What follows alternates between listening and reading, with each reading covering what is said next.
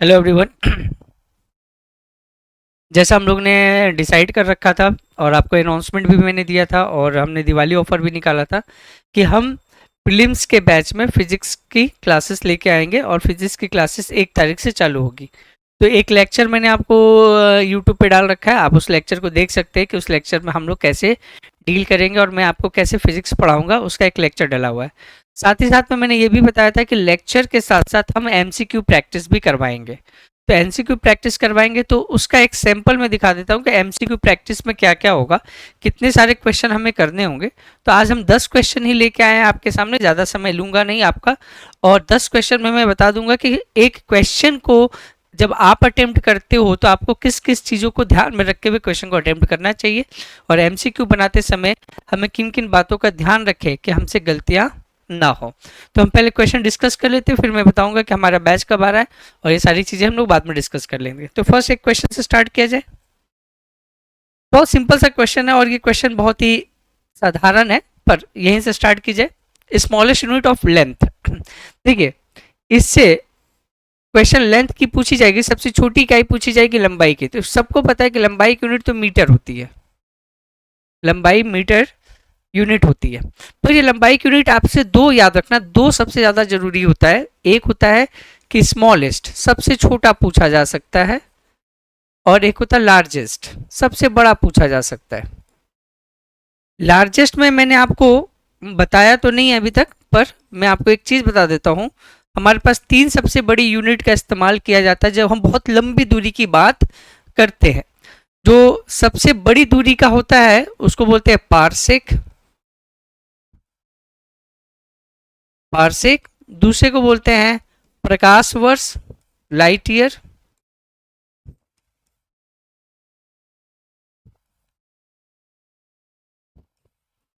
प्रकाश वर्ष, light year. और तीसरे में होता है खगोलीय इकाई, जिसको बोलते हैं हम लोग एस्ट्रोनॉमिकल यूनिट।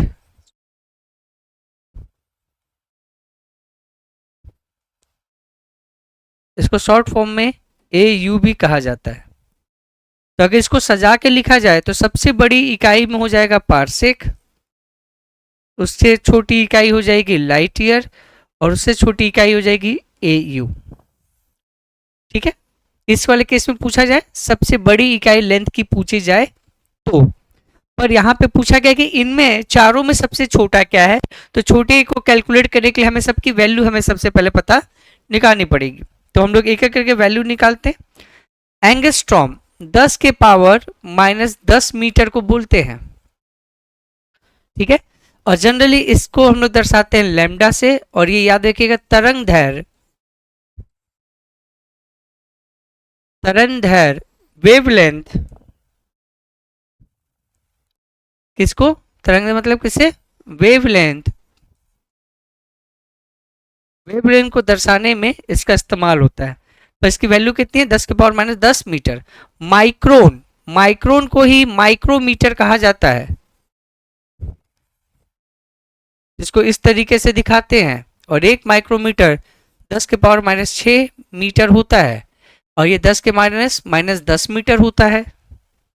ठीक है, पावर जितनी छोट बढ़ती बढ़ी जाए, माइनस में पावर जितना बड़ा होता है वो संख्या उतनी ही छोटी होती है।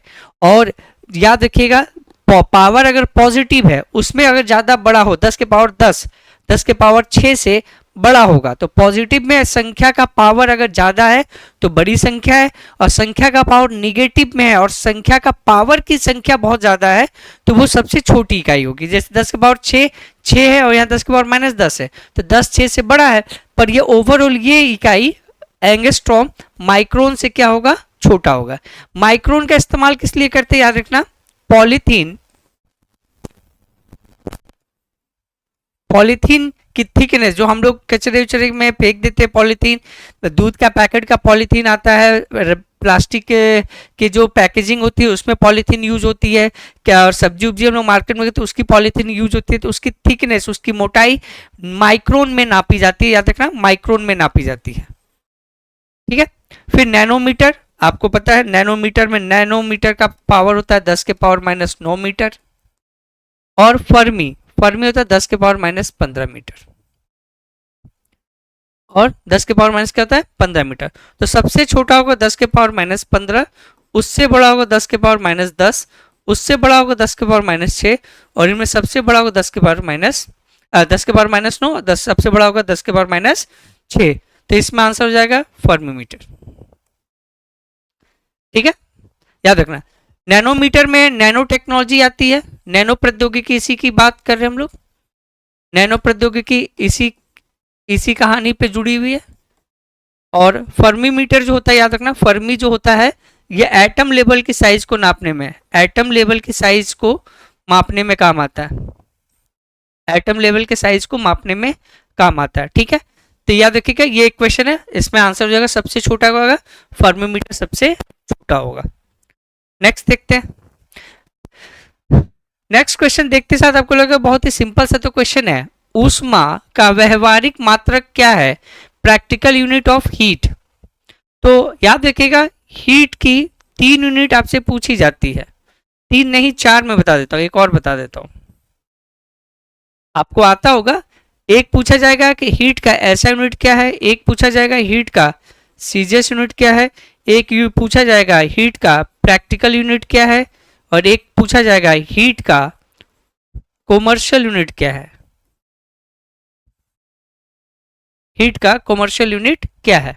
हीट को अगर हम लोग कॉमर्शियल यूनिट वाला भी पोर्शन छोड़ दे, क्वेश्चन के हिसाब से चले, तो हमें पहले 3 चीजें पता होनी चाहिए। पहला, ऐसा यूनिट होता है जूल, सीजीएस यूनिट होता है अर्ग, और प्रैक्टिकल यूनिट होता है कैलोरी। ठीक है, एक छोटी सी जानकारी और दे देता हूं, एक कैलोरी का मान लगभग 4.2 जूल होता है, और एक जूल का मान लगभग 10 के पावर प्लस 7 अर्ग होता है। इस कहानी से देखा जाए तो कैलोरी सबसे बड़ी इकाई है, जूल से छोटी इकाई है, और सबसे छोटी इकाई है क्या, अर्ग। ठीक है, तो ऐसा यूनिट जूल, सीजीएस यूनिट अर्ग, प्रैक्टिकल यूनिट कैलोरी। तो यहां पे आंसर हो जाएगा कैलोरी। यहां तक क्लियर सभी को, ध्यान रखना है, ये बात याद रखना। ठीक है, हॉर्स पावर एचपी में नापी जाती है, वॉट ये भी पावर का यूनिट है। हॉर्स पावर जनरली हमेशा याद रखना मोटर के लिए लिया जाता है। मोटर का पावर हॉर्स पावर में क्यों नापते, जब मैं आपको फिजिक्स पढ़ाऊंगा तो बताऊंगा। हॉर्स पावर में पावर के सामने ये जो हॉर्स लगा हुआ है, ठीक है, ये ऐसा क्यों यूज होता है, और हमें कैसे पता चलेगा कि कितनी पावर एक घोड़ा लगाए कि वो 1 हॉर्स पावर के बराबर हो। ये सारी बातें हम लोग लेक्चर्स में देखेंगे। तो इसका आंसर हो जाएगा प्रैक्टिकल यूनिट ऑफ हीट क्या होगा, आपका कैलोरी होगा। याद रखना हीट एक एनर्जी है, ऊर्जा है, तो ऊर्जा का कोई भी यूनिट पूछा तो उसमें सीजीएस यूनिट याद रखना जूल होगा, सॉरी ऐसा यूनिट जूल होगा, सीजीएस यूनिट अर्ग होगा, और प्रैक्टिकल यूनिट कैलोरी होगा। बहुत से लोग ये पूछते हैं कि सर हीट का सीजीएस यूनिट कैलोरी क्यों नहीं होता। तो मैं एक छोटी सी बात आपको बता देता हूं, आपको कहीं पढ़ने या समझने में आसानी होगी। याद रखिएगा ऐसा यूनिट की वैल्यू हमेशा सीजीएस यूनिट से बड़ी होनी चाहिए। सर कोई एग्जांपल, जैसे 1 मीटर बड़ा होता है 1 सेंटीमीटर का, सेंटीमीटर सीजीएस है, मीटर आपका ऐसा ही है। पर कभी भी अगर आप ऐसे यूनिट को सीजीएस बनाते हो जिसकी वैल्यू ऐसा यूनिट से बड़ा हो, तो वो कभी सीजीएस बन नहीं सकता। जैसे आप यहां पे देखो, इस पे ध्यान दिया जाए, ये है सीजीएस, सीजीएस से बड़ा जूल है अपना एसआई। पर अगर हम लोग कैलोरी को सीजीएस बना दें, अगर हम लोग कैलोरी को सीजीएस बना दे, तो कैलोरी जूल से बड़ा हो जाएगा और सीजीएस एसआई यूनिट से बड़ी हो जाएगी। ये पॉसिबल नहीं है, इसीलिए कैलोरी बहुत ज्यादा प्रचलित है ऊष्मा का, ठीक है, हीट का यूनिट में। पर ये ना ऐसा यूनिट है ना सीजीएस यूनिट है, ये कौन सा है, प्रैक्टिकल यूनिट है, जिसको हम लोग बोलते हैं ऊष्मा का व्यवहारिक मात्रक। क्लियर कट है, 2 क्वेश्चन। थर्ड क्वेश्चन पे आते हैं, मिलान करने का है, इसको थोड़ा मिलाया जाए, देखते हैं क्या क्या मिलाने के लिए दिया गया है। तो इस साइड थोड़ा देखें क्या क्या क्वेश्चन में दिया हुआ है। वॉट दे रखा है, नॉट दे रखा है, नॉटिकल माइल्स दे रखा है, कैलोरी दे रखा है। ठीक है, यहाँ पे देख रहा है heat, navigation, speed of ship और पावर। थोड़ा देर पहले हमने बात किया था कैलोरी का संबंध ऊष्मा से होता है, तो ये हो जाएगा डी का 1। ठीक है, डी का क्या हो जाएगा, 1 हो जाएगा। पावर अभी थोड़ा देर पहले बताया था, पावर को हम लोग वाट में नापते हैं, तो ए का 4 हो जाएगा, तो डी का 1, ए का 4। ठीक है। नॉटिकल माइल्स आपको पता है जहाँ पर हमारी देश की सीमा खत्म होती है और समुद्री सीमा चालू होती है, तो उसको हम लोग नॉटिकल माइल्स में नापते हैं। तो नॉटिकल माइल्स याद रखिएगा नेविगेशन के लिए यूज होता है। और जहाज आप सभी को पता, आप गाड़ी चलाते हो या आप दौड़ के जाते हो या कोई जानवर दौड़ के जाता है या कोई भी चीज़ें होती हैं, उसकी स्पीड हम लोग किलोमीटर आवर या माइल्स पर आवर में मापते हैं। मेट्रो का हो गया और आपका मान लीजिए बुलेट ट्रेन का हो गया, स्पीड हो गई किसी भी चीज़ की, गाड़ी 4 व्हीलर 2 व्हीलर सबकी। पर जहाज में, जो जहाज पानियों में चलते हैं उनकी स्पीड जनरली हम लोग किस में नापते हैं? नॉट में नापते हैं, याद रखिएगा। तो नॉट का हो जाएगा क्या? 3। तो बी का हो जाएगा 3 और सी का हो जाएगा 2। तो ए का पहले 4 देखते हैं, तो ए का 4 ये रहा, बी का 3 हो गया, सी का 2 हो गया, डी का 1 हो गया। तो यहाँ पे आंसर हो जाएगा ये वाला, ऑप्शन नंबर ए। यहाँ पे ऑप्शन क्या हो जाएगा? Option number A.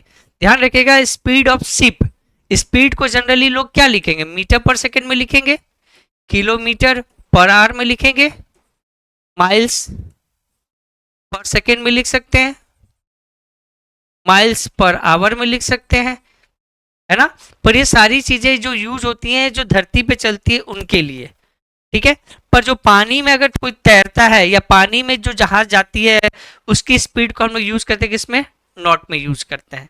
और हवा में उड़ने वाली जो भी जहाज है, फाइटर प्लेन से, मिसाइल से, उनकी स्पीड अगर साउंड से ज़्यादा हो तो हवा के लिए एयर में उड़ने वाले जितने लोग होते हैं जिनकी स्पीड बहुत ज़्यादा होती है उसको जनरली हम लोग मैक नंबर में नापते हैं। ध्यान रखिएगा, वेरी इंपॉर्टेंट,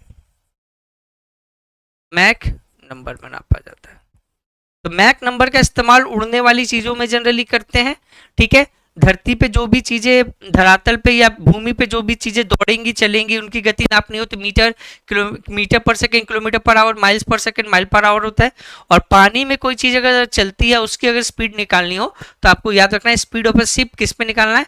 नॉट में निकालना है। तो 3 बातें ध्यान रखना, नॉट पानी के लिए, मैक नंबर हवा के लिए, और मीटर पर सेकेंड और किलोमीटर पर आवर धरती के लिए, ठीक है। वेरी इंपॉर्टेंट था। आगे देखते, फिर एक और मैच आ गया, देखते हैं। पहले तो मैच में बेसिक बेसिक बातें पकड़े, बाकी चीजें नहीं पता कोई बात है। जो हमें बेसिक आता वो वाट का किसका हो जाएगा? पावर का हो जाएगा, वॉट, सबको पता है। इलेक्ट्रिक चार्ज एक मूलभूत राशि है, फंडामेंटल राशि है, तो याद रखिएगा इलेक्ट्रिक चार्ज का हो जाएगा कूलाम। तो हमारा ए का हो जाएगा 2, तो ए का 2 देखें, ये रहा ए का 2। सी का 1 हो जाएगा इलेक्ट्रिक चार्ज, सी का 1, सी का 1 नहीं दे रखा है क्या यहाँ पे? देखिए यहाँ पे थोड़ा सा एरर हो गया है, देखिए सी का 1 है, एक सेकेंड थोड़ा सा मिस्टेक है टाइपिंग में। सी का 1 होगा, गुलाम होता है इलेक्ट्रिक चार्ज का, वॉट होता है पावर का, तो यहाँ पे 1 की जगह क्या हो जाएगा? 2 हो जाएगा, ठीक है। आगे देखते हैं टेस्ला मैग्नेटिक फील्ड, चुंबकीय क्षेत्र जो होते हैं उसको हम लोग टेस्ला में नापते हैं। याद रखना एमआरआई मशीन जो होती है, एमआरआई जो मशीन होती है इसको भी हम लोग यूज करते हैं, तो इसकी भी शक्ति किस में नापी जाती है? टेस्ला में नापी जाती है। टेस्ला जिस एमआरआई मशीन की ज़्यादा होती है वो एमआरआई के पिक्चर्स बहुत क्लियर आते हैं। जनरली आमतौर पे एमआरआई मशीन का जो टेस्ला होता है वो 203 टेस्ला के बीच में होता है, 2 से 3 टेस्ला के बीच में होता है, ठीक है। पर इससे अगर बढ़ा दिया जाए तो एमआरआई मशीन की जो पिक्चर क्वालिटी आती है, जो स्कैन करके एमआरआई स्कैनिंग से जो आता है उसकी क्वालिटी बढ़ जाती है, ध्यान रखिएगा, ठीक है। क्लियर है। कैंडला, ये भी आपका याद रखें, लुमिनस इंटेंसिटी, ज्योति तीव्रता बोलते हैं इसको, हम लोग कैंडला में नापते हैं। तो डी का 3 होगा, डी का 3, ठीक है, बी का 4, ए का 2। सो आंसर यहाँ पे बी हो जाएगा, थोड़ा सा इसमें टाइपिंग मिस्टेक था। क्लियर कट है। ये रहा क्वेश्चन नंबर 4। क्वेश्चन नंबर 5 देखते हैं, फिर एक मैचिंग है।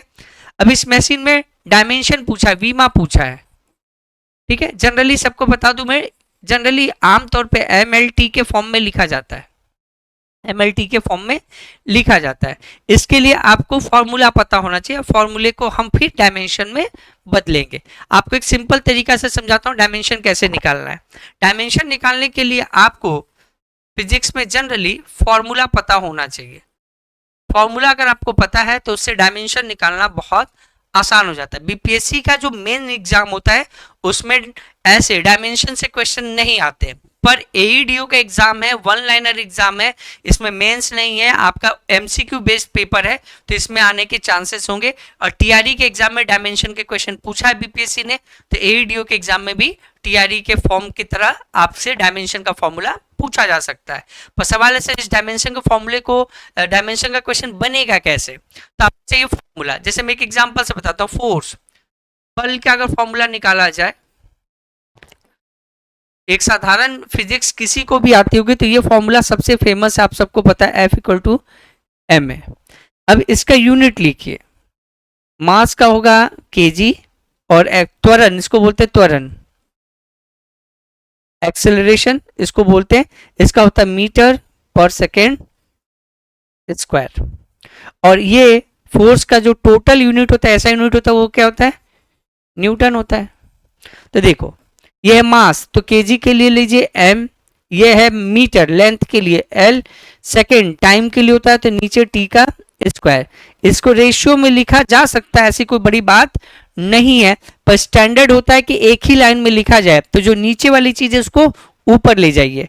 तो ऊपर ले जाने से क्या होगा, देखो यहाँ पर m ऊपर था, ठीक है, l ऊपर था, l ऊपर था, और t पावर 2 में है, ऊपर जाएगा तो माइनस हो जाएगा, माइनस टी के पावर 2।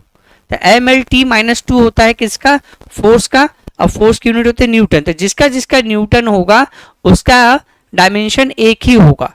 जो भी फोर्स होंगे, किसी भी तरीके के फोर्स हो, इलेक्ट्रोस्टैटिक फोर्स, गुरुत्वाकर्षण बल हो, घर्षण बल हो, ठीक है, नॉर्मल बल हो, किसी तरीके का बल है, अगर उसका यूनिट न्यूटन है तो उसका हमेशा डायमेंशन होगा, बीमा होगा एम एल टी माइनस 2। अब हमें ढूंढना एम एल टी माइनस 2 कहाँ, तो ये पहले नंबर पर है, तो हमें पता चल गया कि भैया फोर्स का होगा क्या, एम एल टी माइनस 2, तो बी का होगा 1, तो बी का 1 एक ही ऑप्शन हमारे पास है, तो यही आंसर होगा। बाकी हम चेक कर लेंगे, कोई बहुत बड़ी बात नहीं है। डेंसिटी क्या होता है वो देखें, द्रव्यमान अगर निकाला जाए, जिसको बोलते हैं मास, अगर द्रव्यमान मास निकाला जाए, ठीक है, तो ये होता है, याद रखिएगा, घनत्व इंटू आयतन, आयतन इंटू घनत्व, वेलोसिटी और सॉरी वॉल्यूम इंटू डेंसिटी।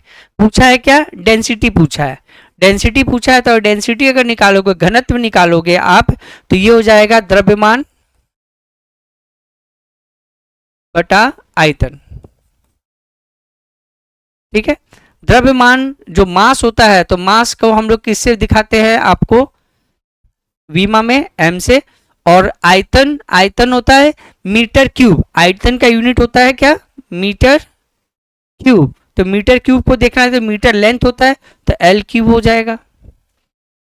आपको बताना है, एक ही लाइन में लिखना चाहते हो, ये भी गलत नहीं है, ये भी ठीक है, पर ऑप्शन वैसा दिख नहीं रहा, तो जैसा ऑप्शन दिख रहा है उसको हम लोग वैसा बदल देंगे, एम एल के पावर माइनस 3, एम एल के पावर माइनस 3, तो डेंसिटी का हो जाएगा ये, तो हो जाएगा ए का 2, सॉरी ए का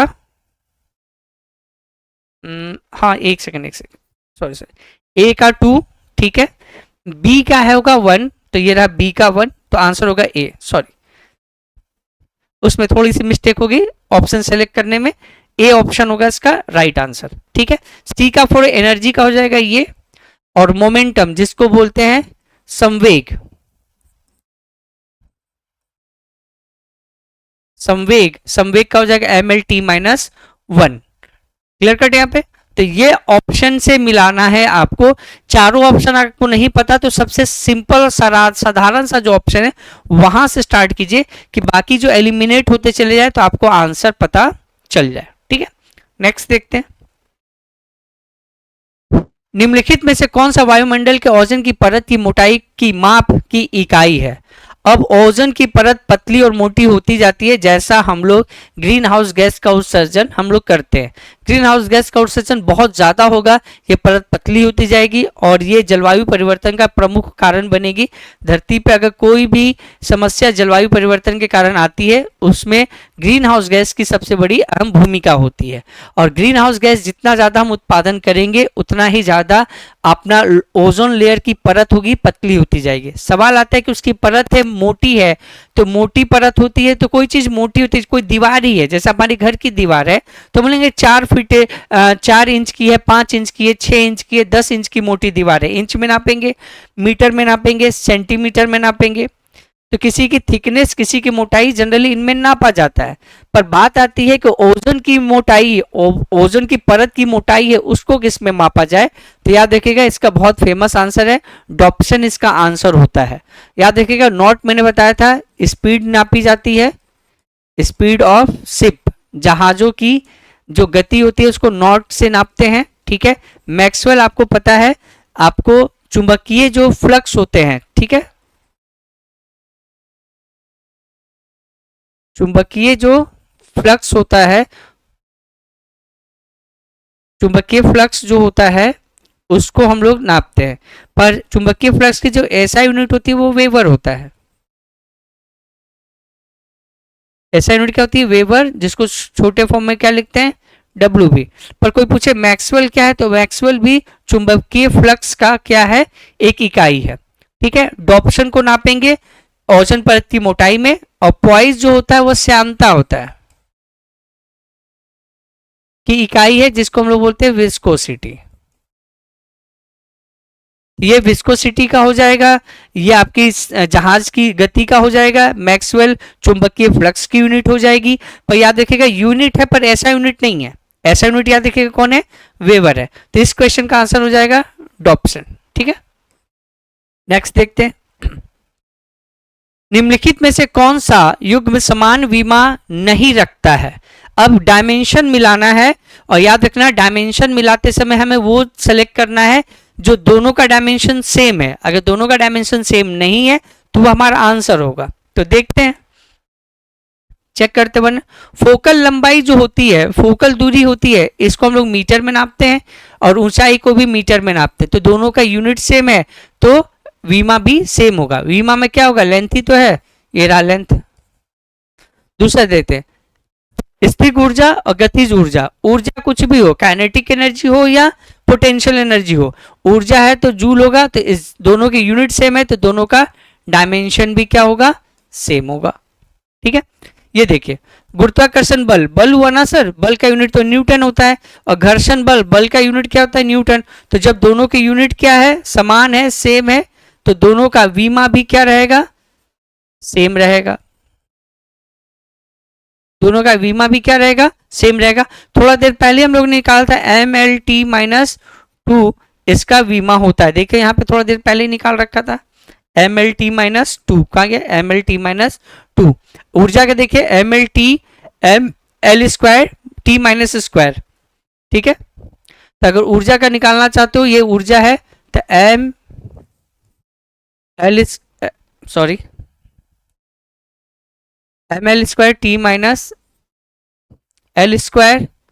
ML2T-2, ML2T-2। तो इन सभी के तो यूनिट क्या है? सेम है। जिसकी इकाई सेम होती है, ध्यान रखिएगा, उसका बीमा भी सेम होता है। ठीक है, अब हमारे पास ये घनत्व, घनत्व की यूनिट तो होती है और बीमा भी होता है, तो इसका बीमा होगा, इसका डायमेंशन होगा। पर विशिष्ट गुरुत्व, जिसको हम लोग बोलते हैं स्पेसिफिक ग्रेविटी, ये इसका बीमा नहीं होता, डायमेंशन होता ही नहीं है। जब इसका डायमेंशन होता नहीं और इसका डायमेंशन होता है, तो पूछा गया है दोनों के समान नहीं है, सो आंसर हो जाएगा हमारा क्या? C number.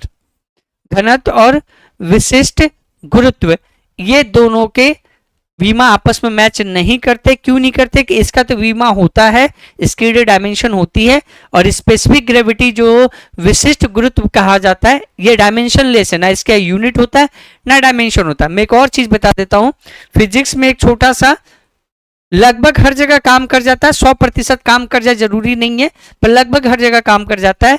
तरीका बता देता हूं, किसी भी फिजिक्स में ये वर्ड मिल जाए, specific gravity, specific resistance, specific mass, ऐसा कुछ वर्ड आपको कहीं मिल जाए तो याद रखिएगा ये ज्यादातर यूनिट लेस होते हैं।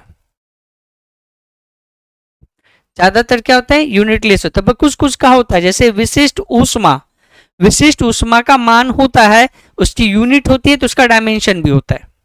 तो कुछ कुछ का होता है, और लगभग सभी के स्पेसिफिक के नाम से, विशिष्ट के नाम से जब भी कोई चीज चालू होती है, ध्यान रखिएगा उसके आपके ज्यादातर को उसमें इकाई नहीं होती, उसकी यूनिट नहीं होती, और जिसका यूनिट नहीं होता उसका कभी भी याद रखिएगा बीमा नहीं होता, जिसकी यूनिट नहीं होती उसका कभी भी बीमा नहीं होता है।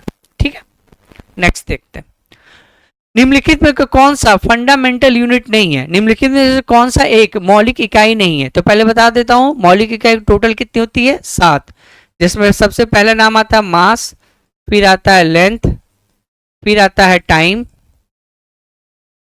ठीक है, फिर आता है क्या? टाइम, फिर आता है टेम्परेचर, फिर आता है विद्युत धारा, विद्युत धारा को बोलेंगे electric current, luminous intensity, luminous intensity ज्योति तीव्रता बोलते हैं इसको। तो 1 2 3 4 5 6, और एक होता है अमाउंट ऑफ सब्सटेंस, पदार्थ की मात्रा, अमाउंट ऑफ सब्सटेंस। टोटल कितने होते हैं? 7 होते हैं। सातों का यूनिट देखा जाए, केजी, मीटर, सेकेंड, इसका केल्विन होता है, इसका एम्पियर होता है, इसका कैंडेला होता है, और इसका क्या होता है? मोल होता है। ठीक है, क्लियर है? मीटर है, ठीक है, किलोग्राम, ग्राम, किलोग्राम है, सेकेंड टाइम का सेकेंड है, इसका मतलब न्यूटन जो बल की इकाई है वो फंडामेंटल यूनिट में नहीं आता है। सो इसका आंसर हो जाएगा option number B. Pascal is the unit of measuring, Pascal मापने की एक इकाई है। जैसे ये पास्कल याद आए, याद रखिएगा सबसे इंपॉर्टेंट दाब, पास्कल प्रेशर की यूनिट है, पास्कल प्रेशर की यूनिट है। ठीक है, सो आंसर हो जाएगा इसका सी। पर इसमें मैं कुछ और चीजें आपको बता देता हूं, आपके मदद मिल जाएगी, काम आएगा। प्रेशर को अगर हम लोग सिंपल भाषा में अगर दिखाएं तो पी से दिखाते हैं। इसका होता है ये फोर्स, बल और क्षेत्रफल का अनुपात होता है, रेशियो होता है, फोर्स न्यूटन और क्षेत्रफल का मीटर स्क्वायर। तो न्यूटन पर मीटर स्क्वायर भी यूनिट होता है आपका प्रेशर का, पर ये जो प्रेशर का यूनिट पास्कल है, ये इसका कौन सा यूनिट है? ऐसा यूनिट, इसका यूनिट है ऐसा यूनिट है, पहले ध्यान रखेंगे इस बात का।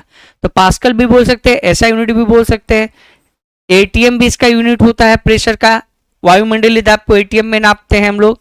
उसके बाद बार भी होता है, फिर अगर प्रेशर का यूनिट देखा जाए तो टोर भी होता है, इसमें टोर में भी नापा जा सकता है आपको। क्लियर कट है यहाँ पे? ये सभी प्रेशर का ही यूनिट है आपका। पर यहाँ पर पूछा गया पास्कल क्या, तो पास्कल प्रेशर का यूनिट है। पूछे पास्कल कैसा यूनिट है, तो याद रखिएगा प्रेशर पास्कल का ऐसा यूनिट है। और क्या प्रेशर का यूनिट हो सकता है? तो न्यूटन पर मीटर स्क्वायर हो सकता है, एटीएम हो सकता है, बार हो सकता है, टॉर हो सकता है। तो ये सब के सब किसके यूनिट है? दाब के यूनिट है। दाब को बहुत तरीके से मापा जाता है सर, ऐसे अलग अलग यूनिट क्या है? तो एक किसी भी वस्तु पर अगर मैं बल लगाऊं तो उस पर जो दाब पड़ेगा उसको मापेंगे हम लोग न्यूटन पर मीटर स्क्वायर में। अगर कोई द्रव्य या कोई मान के चलिए आपका फ्लूइड, तरल किसी भी सतह पे दाब लगाएगी तो उसको हम लोग नापेंगे प्रेशर में। ठीक है, वायुमंडलीय दाब हो, हवा की दाब हो, गैस की दाब हो, तो जनरली उसको बार, एटीएम या टोर में मापते हैं। तो हवा दाब लगाएगी तो उसको अलग यूनिट से नापेंगे, पानी या तरल कोई चीजें दाब लगाएगी तो उसको अलग यूनिट से नापेंगे। अगर कोई वस्तु, किसी ठोस वस्तु किसी जगह पर या किसी दूसरे ठोस वस्तु पे दाब लगाती है तो उसको अलग यूनिट से नापेंगे। इसलिए यूनिट इसके ढेर सारे हैं। आप देखिए, नोटिस कीजिए यहाँ पर, एक तो एक यूनिट ये रहा, 2 रहा, 3 रहा, 4 रहा, पास्कल हो गया 5, और एक 760 mm ऑफ Hg मरकरी की इतनी ऊंचाई हो जाए तो 1 एटमॉस्फेरिक प्रेशर के बराबर होता है, तो ये हो जाएगा ऑप्शन नंबर 6। तो अगर दाब की यूनिट अगर देखी जाए तो लगभग 6 यूनिट हमारे पास है। इन 6 यूनिट में सबसे इंपॉर्टेंट यूनिट कौन है? पास्कल, क्योंकि पास्कल दाब की कौन सी इकाई है? आपकी याद रखिएगा एसआई इकाई है। ठीक है, चलिए ज्यादा समय नहीं लूंगा, बस एक क्वेश्चन और कराऊंगा, ज्यादा आपके टाइम आपको नहीं। जब प्रकाश एक विरल माध्यम से सघन माध्यम में गमन करती है तो क्या होता है? देखिए, अगर ये चित्र आपने देख रखा है कहीं अपने नोट्स में, कहीं पढ़ा होगा, जैसे मान लीजिए ये विरल माध्यम है, कोई उदाहरण तो एयर ले लीजिए, हवा विरल माध्यम में। सघन माध्यम में आपको आना है, सघन माध्यम में कोई एग्जांपल ले लीजिए, जैसे पानी ले लिया जाए, जल ले लिया जाए। तो एक लाइट अगर इंटर करे, एक विरल माध्यम से लाइट इंटर करती है, तो जिस एंगल से करेगी उसका एंगल हो जाएगा आई, और ये हो जाएगा आपका अभिलंब, जिसको बोलते हैं हम लोग क्या? नॉर्मल। जब लाइट इसमें इंटर करने के बाद सघन माध्यम में आएगी तो ये अभिलंब की ओर मुड़ जाती है। इन सभी को, सभी बच्चों को ये बात पता है, और ये एंगल हो जाएगा क्या? Angle R. मुड़ तो जाती है पर उसकी गति का क्या होता है? तो जब विरल माध्यम से सघन माध्यम में आप जाइएगा, विरल माध्यम से सघन माध्यम में जाएगा तो प्रकाश की चाल क्या होती? घटती है। और वही अगर सघन माध्यम से विरल माध्यम में आएगा तो प्रकाश की चाल बढ़ती है। तो क्वेश्चन हमारा क्या है? विरल माध्यम से सघन माध्यम में प्रकाश गमन करेगी, तो प्रकाश गमन करेगी तो वो क्या होगा? उसकी गति क्या होगा? ऑप्शन देते हैं। गति समान रहेगी? नहीं, समान तो कभी नहीं रहेगी। बढ़ेगी या घटेगी?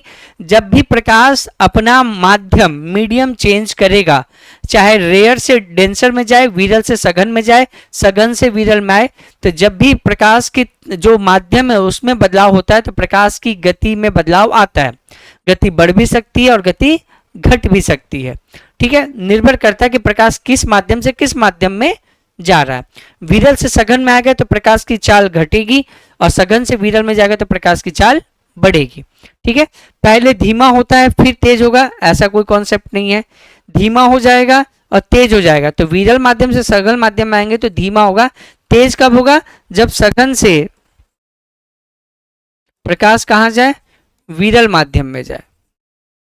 तो इसका आंसर होगा सी। डी का आंसर होगा जब क्वेश्चन आएगा इसके आधार पे, डी का आंसर होगा जो ऑप्शन आएगा नीचे, सघन माध्यम से विरल माध्यम की ओर। तो ये 10 क्वेश्चन ही थे। इस तरीके से जब फिजिक्स की क्लास 1 तारीख से चालू होगी तो पहले आपको पूरा सिलेबस पढ़ाऊंगा मैं, एक चैप्टर कंप्लीट कराऊंगा। चैप्टर कंप्लीट होने के बाद उसके टॉप 50 क्वेश्चन जो एमसीक्यू के फॉर्म में बताने लायक होंगे, जो इजी सवाल है जो पढ़ने के बाद आप अपने लेवल पे बना सकते हो, उन सबको मैं स्किप कर दूंगा। अगर उसमें भी कोई डाउट आए तो आप डाउट सेशन या लाइव सेशन में आके क्वेश्चन पूछ लेना। तो हर चैप्टर के टॉप 50 चैलेंजिंग क्वेश्चन ही डिस्कशन में रखूंगा। इजी गोइंग क्वेश्चन जो सभी बच्चों से लगभग बन जाता है उस क्वेश्चन को नहीं कराया जाएगा, और क्वेश्चन में कराऊंगा इसी फॉर्म में। याद रखिएगा कि हर एक पैरामीटर में हर एक बात को हम लोग देखेंगे। ठीक है, हर एक चीज को समझेंगे कि ऑप्शन तो ठीक है, ऑप्शन हमारा बी सी राइट है, पर बाकी ऑप्शन क्यों दे रखे हैं, उनका क्या मतलब है, तो बहुत ही बारीकी से, मतलब हम एमसीक्यू से भी रिवीजन करना चाहें, एमसीक्यू से भी चैप्टर का रिवीजन करना चाहें तो कर सकते हैं। तो फिजिक्स का बैच याद रखिएगा चालू हो रहा है 1 तारीख से, और आपको पता है थोड़ा दिन पहले दिवाली ऑफर भी आया था। जिन लोगों ने फिजिक्स की बैच बाई कर रखी है वो अच्छी बात है, अभी ऑफर खत्म हो चुका है, और अभी ऑफर सिर्फ जो ओरिजिनल प्राइस है इसकी 499 इसका ओरिजिनल प्राइस है। इसमें आपको पूरा फिजिक्स पढ़ाऊंगा, और आपको पता है कि आज ही बीपीएससी का कैलेंडर जारी हुआ है। एईडीओ का एग्जाम जनवरी में है, आपके पास बहुत कम समय बचे हुए हैं।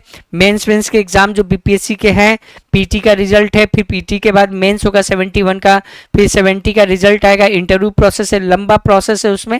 अगर अभी आप सबसे नजदीक में कोई अगर पेपर आपको देना है तो एईडीओ का एग्जाम आपको अभी देना पड़ेगा।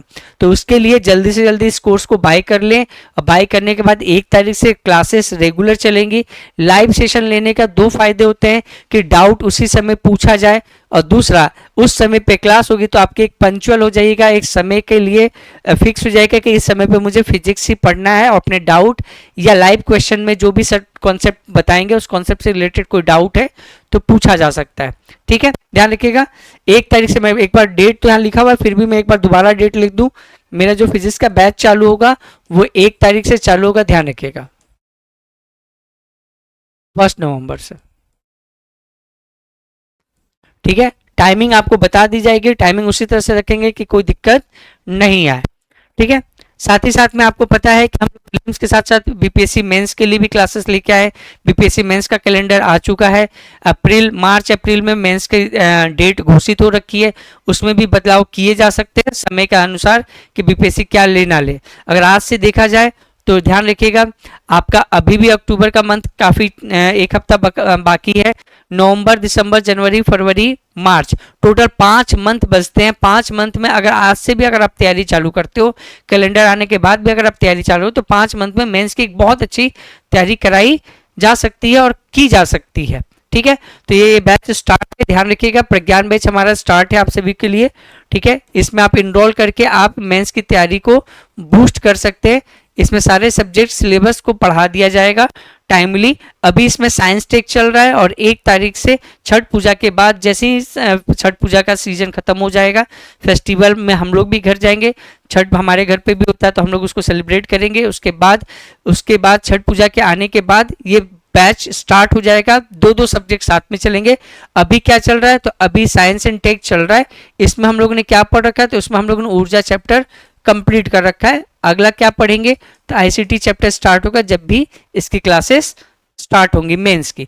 5 मंथ बहुत इनफ टाइम होता है अगर मेंस की तैयारी को देखा जाए तो। ठीक है, उसके बाद ठीक है, प्रज्ञान बैच याद रखिएगा। उसके साथ साथ मेरा साइंस टेक का भी बैच चल रहा है। ठीक है, प्रज्ञान बैच और साइंस एंड टेक का, अगर आप साइंस एंड टेक केवल पढ़ना चाहते हो, प्रज्ञान बैच के आपको केवल ये सब्जेक्ट पढ़ना है, साइंस एंड टेक पढ़ना है, तो ये भी 8 तारीख के साथ ही चालू हुआ है। ठीक है, जो प्रज्ञान बैच में पढ़ना है वही बैच यही है, दोनों साथ में ही है। वो कंप्लीट पूरा बीपीएससी का कोर्स है और ये सिर्फ साइंस टेक का कोर्स है। अगर आप लेना चाहो तो ये ऑफर प्राइस अब खत्म हो चुका। ऑफर प्राइस में मैंने 50% का दिवाली ऑफर में हम लोग ये बैच लाए थे। अभी सिर्फ 799 पर ये बैच आप एनरोल कर सकते हैं। इसमें एनर्जी चैप्टर कंप्लीट हो चुका है और आपके इसके पीडीएफ लेक्चर ऐप पर रिकॉर्डेड फॉर्म में मिल जाएंगे। लाइव क्लासेस में आईसीटी चैप्टर्स का स्टार्ट कराया जाएगा। ये बैच मेरे द्वारा लिया जा रहा है, ध्यान रखेंगे। अगर आप चाहते हैं कि प्रज्ञान बैच में सिर्फ आपको GS1 में हिस्ट्री पढ़नी है, तो आप मुकेश सर का art and culture, modern history, modern India के साथ साथ करंट अफेयर का भी कोर्सन इसमें कराया जाएगा। इस कोर्स को भी आप अवेल कर सकते हैं ऐप के थ्रू। ऐप अगस्ता जीएस एकेडमी, आप एप्पल फ़ोन रखो हो या आपने आईफोन रख रखा हो या आपने एंड्रॉयड फ़ोन रख रखा, सभी पे ये दोनों पे ऐप अवेलेबल है। आप इसको डाउनलोड करके कोर्स अवेल कर सकते हैं। ठीक है, ये कोर्स एक बहुत भारी डिस्काउंट के साथ दिवाली ऑफर में आया था, पर आप लोग दिवाली में बिजी होने के कारण शायद इस पर आपने ध्यान नहीं दिया।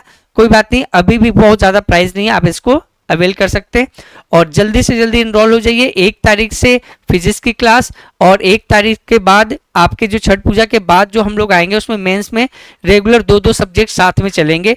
5 महीने की तैयारी बहुत इनफ तैयारी होती है। आप इससे ज़्यादा इनरोल होकर अपनी तैयारी को बूस्ट करें और ज़्यादा से ज़्यादा अपने दोस्तों और बाकी लोगों में शेयर करें और अगस्ता जीएस एकेडमी को सब्सक्राइब और लाइक ज़रूर कर दें कि आपको इसके अपडेट्स मिलते रहे और कोई भी क्लास और लेक्चर आपको मिलता है तो आपका उसको नोटिफिकेशन आपको साथ ही साथ में मिल जाए। तो नेक्स्ट क्लास में आपको मिलते हैं, इसके आगे हम लोग पढ़ेंगे। ठीक है, सो अगले क्लास में हम लोग आगे और MCQ और दूसरे कॉन्सेप्ट पे फिजिक्स की क्लास लेके आएंगे। ठीक है।